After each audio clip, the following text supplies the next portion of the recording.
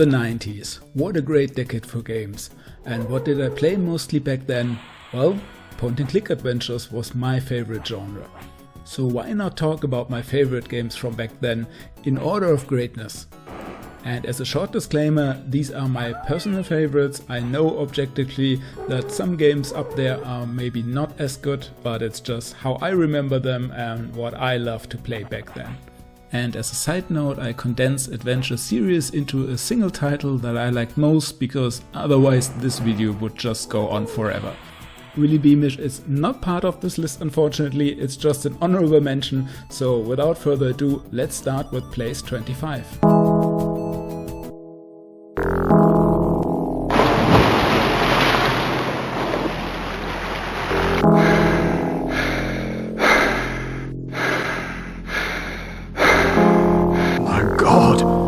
My God!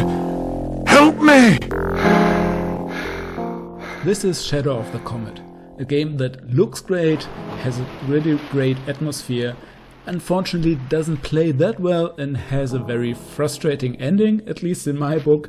So it's your typical 90s point and click adventure, you could say. And yeah, I really love this one because I'm a big Lovecraft fan and I really like the cheesy, cringy atmosphere of the game in all the locations and stuff. But the puzzles are a bit weird, the controls are a bit weird, and at the end it gets quite tedious and you can die a lot, which is not that great, but it has still a very fun place in my heart and I like to revisit it from time to time, even if it's just for the graphics and the atmosphere. Dr. Cobble tells me you're interested in stars. I'm lucky I made it out of Egypt. What did they want? Not my autograph, I'll wager. I'm glad you escaped. Life would be boring without you. We both take pleasure where we find it, May. That's why we're so well suited to each other.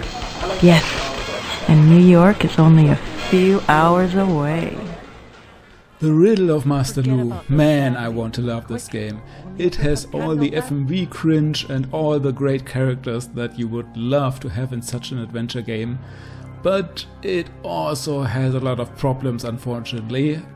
The game is non-linear and there are several ways that you can end up in dead ends, and even without noticing it.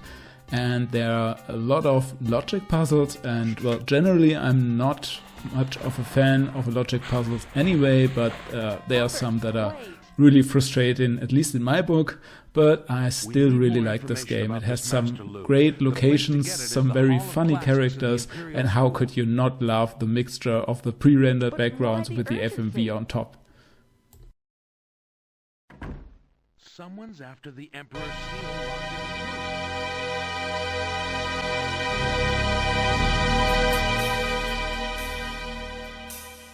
Ah, what a sad business. A delicate child snatched from his home by a demon. Gobliins 2. What a quirky nice little game.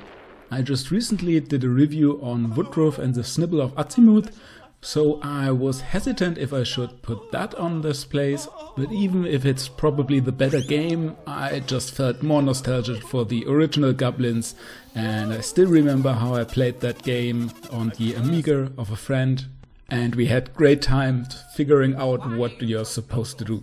Which is not that easy sometimes, because it's not only your typical point-and-click adventure. There are some very interesting and unique things about this, how the puzzles are structured. For example, sometimes you really have to get the timing correct. It's not only about doing the right things, but doing them at the right time. And you have the different characters, the two that you switch between, which have different abilities, and you have to think about that as well.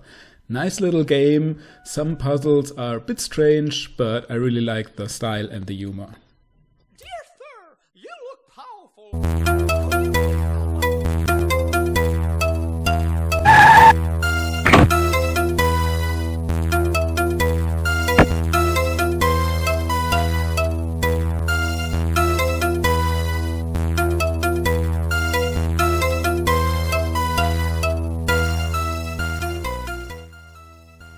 Teen Agent might be a bit of an oddball here, because it's not from one of the big adventure houses, it's from a Polish developer, and even though it doesn't show off the AAA quality that you get from many of the games from this list, it's still very dear to my heart. I especially remember playing the shareware version, where you only had to solve the first part of the game, and I did that over and over again. And in my youth, I really liked the humor. If I'm looking at it today, it's quite cringy, but yeah, what can I say? I was a bit younger then and I thought it was hilarious. And I also liked that you were playing a teenager, which, well, I was a teenager myself, so I could identify with the character. And yes, it's a nice little game. It's actually quite playable even today. The puzzles are not too hard and there are no dead ends, so it's really a nice time. Now, with your help, we can finally hear Malcom's side of the story.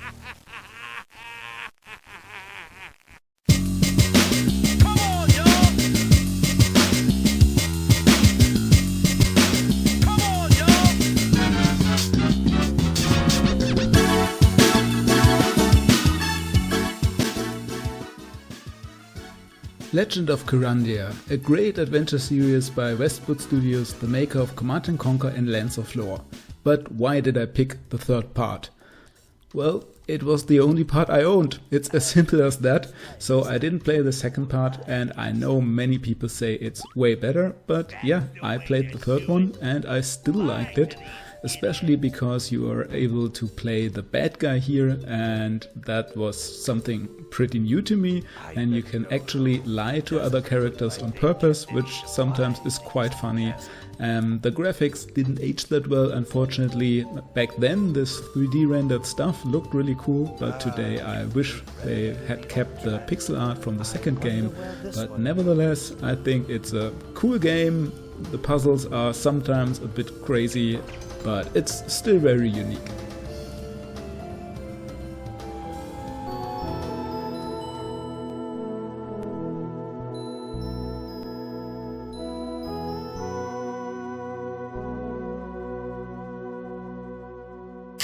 Okay, now I think it's time to admit that I'm not the biggest King's Quest fan. It's not the games, it's just me. I never really got into all that medieval fantasy setting. That just was my cup of tea back then, and not much better today, I would say.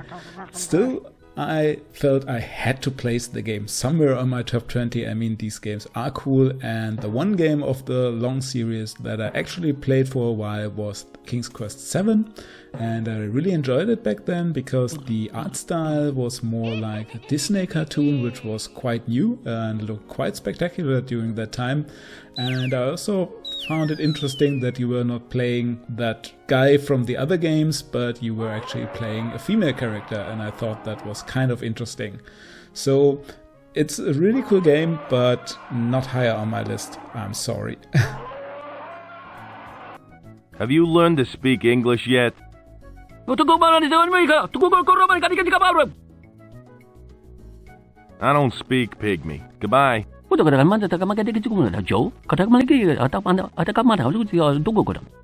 Flight of the Amazon Queen was a game that I completely missed back then. I've seen a few ads in gaming magazines and I always was curious, but I guess I just didn't have the money or something. Fortunately, I corrected that mistake last year and played through the whole thing, and it's a really cool game. I definitely like the Indiana Jones vibe and the humor, and also the music is great, and also the puzzles are quite entertaining. It has really this tropical holiday vibe going on, which is awesome. The reason why it's not higher on the list is because of the third act, which is quite tedious. I didn't enjoy that at all. There were so many locations. You were like in some kind of labyrinth and you have to do crazy stuff to get out of there. It really feels very disjointed to the rest of the game. So for what it is, the first two parts are really great and the last one kind of sucks. I was wondering if you could help. He was born in old St. Louis. By the age of 4, Dad knew he was the best little crack shot the West had ever seen. By the time he reached pubescence, he could outshoot all the adolescents west of Durango and north of Abilene.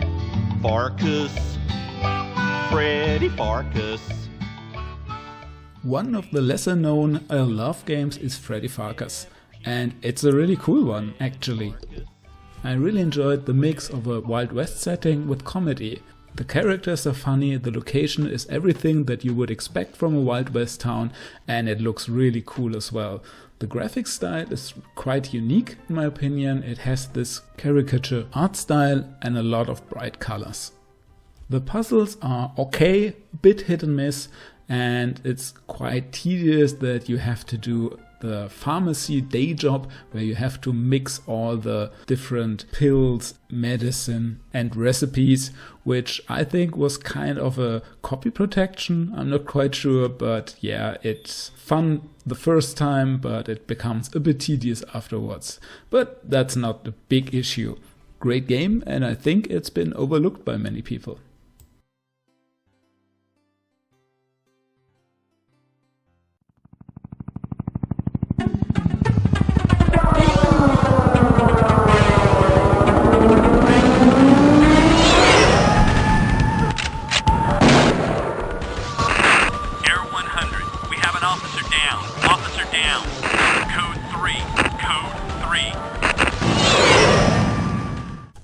The Police Quest series gained the reputation to be less of a point-and-click adventure and almost more like a job simulator.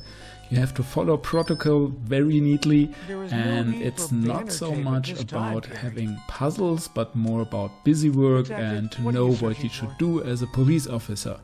That is a big criticism that many people have for the series, but actually I personally don't mind that much, because to me that's very immersive and I really like to roleplay as a police officer, kind of. There are two reasons why I picked the fourth entry in the series.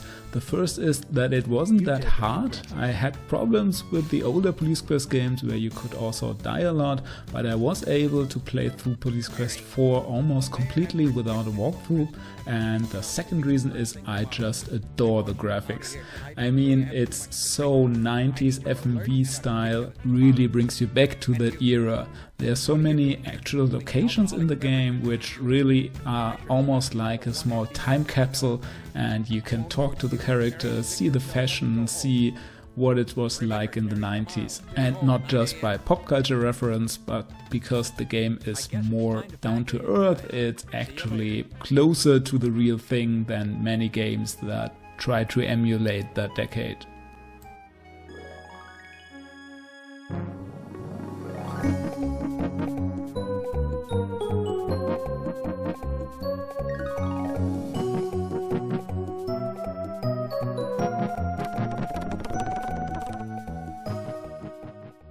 And we have another Sierra game entry, and of course I had to mention Space Quest.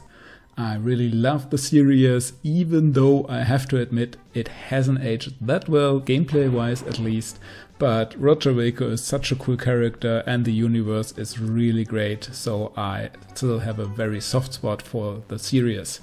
I picked the fifth game because, yeah, it's in my opinion just the best game, and it still looks very cool. It has, I would say, decent puzzles. I recently did a full playthrough here on my channel if you want to check that out, and yeah, it didn't age as well as I hoped, because back then I really loved the game. It was one of my favorite adventure games, but as time goes on, you appreciate other things a bit more. You really start to struggle with some of the harder puzzles and some of the stuff that's kind of annoying in this game. The action sequences, all the ways to die, that's not my cup of tea anymore. But yeah, it looks great, it sounds great, it has a lot of great humor, and I would still recommend playing it, even though you should probably use a walkthrough to minimize frustrations. I hope you're enjoying the nostalgia trip so far, and if you do so, I would really appreciate you subscribing to the channel for more retro gaming videos in the future.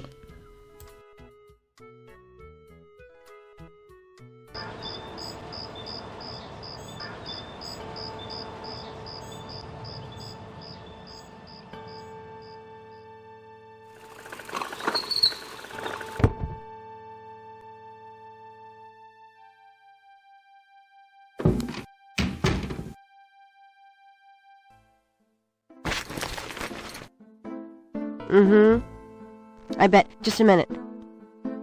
It lives, I see. Gabriel Knight is another game I just discovered about 2 years ago. I mean, I always knew it was there, but I had never played it. And I actually really did miss out. It has this great mystical story about voodoo and a prophecy, and it takes place in New Orleans, a place that always kind of intrigued me, even though I unfortunately never visited so far. Yeah, the game itself is, well, your typical but high quality point and click adventure. The main character is not really likable, he's really cringy with women around, but yeah, that's kind of the fun and the charm as well, especially how the women respond to him is very cool. And you really want to know what's going on, it's really a captivating story. The puzzles are mostly okay, some are a bit on the moon logic side, but yeah, it's alright. At least if you have a walkthrough. The graphics are really cool, I really like them, they're very atmospheric, and the music is also amazing. I was not a big fan of the finale, but it was alright, definitely not as bad as in Flight of the Amazon Queen. There were also 2 sequels, the first one kind of an FMV game that I'm still curious to check out, even though it looks very different, and the third one is a 3D game, and yeah, I'm not really intrigued by that.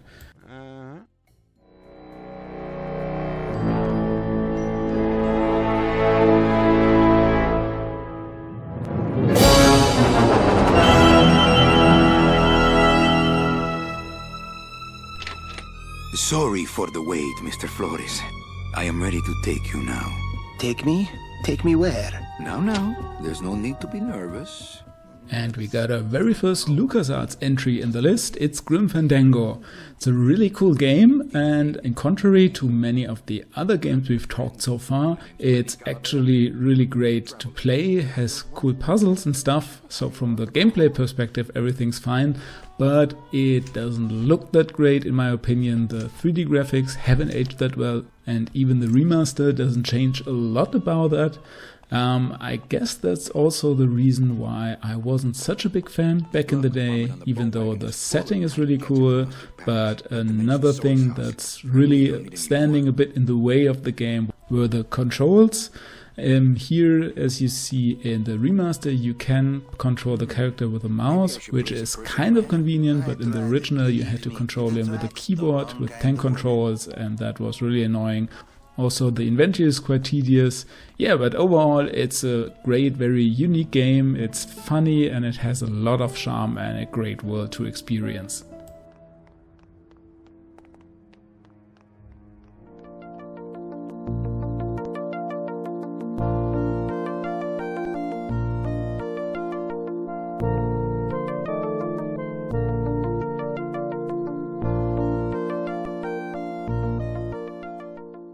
Loom is such a magical game. I know when I first played it that I was completely immersed in this very strange but beautiful world. The mixture of fairy tale and fantasy was very unique. And it was also my first CD-ROM game, so what you're hearing here is the original music, but the CD version had audio tracks, and it was really great back then because, well, for the time being I was stuck with an ad-lib card that didn't play such great songs, and having CD audio with actual orchestral soundtrack was really cool to me. The gameplay is also quite unique for such a game. You don't control your character with verbs but with music notes, and you really have to think outside the box a bit because you only have a vague understanding of what these little melodies do, and sometimes you play them backwards to undo what you were doing in another spot, so there are some very creative combinations and puzzles in the game. I always hope for a sequel to explore the world even further, but well, I guess it's not very likely that that's going to happen, and maybe it's for the better because Loom has a very unique charm that could be destroyed by a modern art style.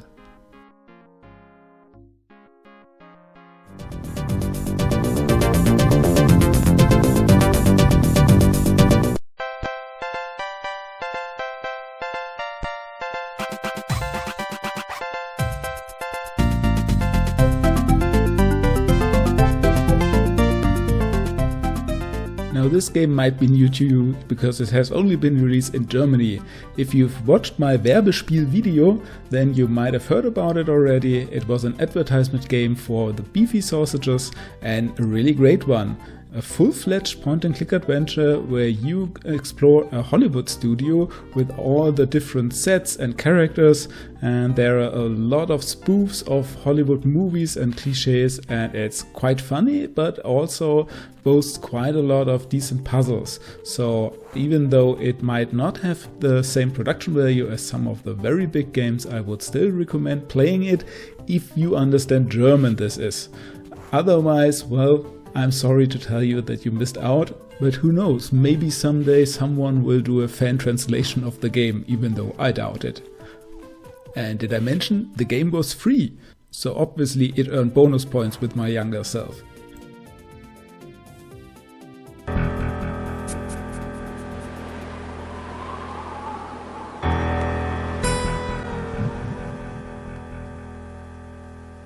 Whenever I smell asphalt, I think of Marine. That's the last sensation I had before I blacked out. The thick smell of asphalt. And the first thing I saw when I woke up was her face. Another great game by LucasArts, though not uncontroversial. It was one of the first games that used more 3D and cartoon-like graphics than the old pixel-style art, and the game was a lot more gritty than what you were used to by LucasArts. Of course, my younger self thought that bikes were really cool. And what is cooler than bikes? Bikes in the future and hover bikes and all that stuff. Also, the game sports an amazing rock soundtrack, which fit perfectly at the time, as I was into all kinds of rock. As I discovered recently replaying the remaster, the gameplay was a bit hit and miss. There were some puzzles that didn't make much sense, and I really don't like the action sequences too much, but it's not that bad. You can still easily play it, and if you get stuck, you can use a walkthrough.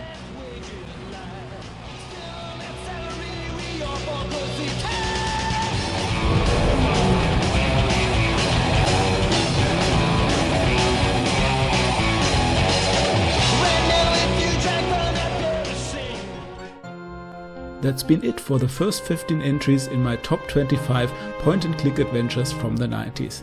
I hope you enjoyed the trip to the past, and I hope I'll see you again for the top 10. And with that, see ya!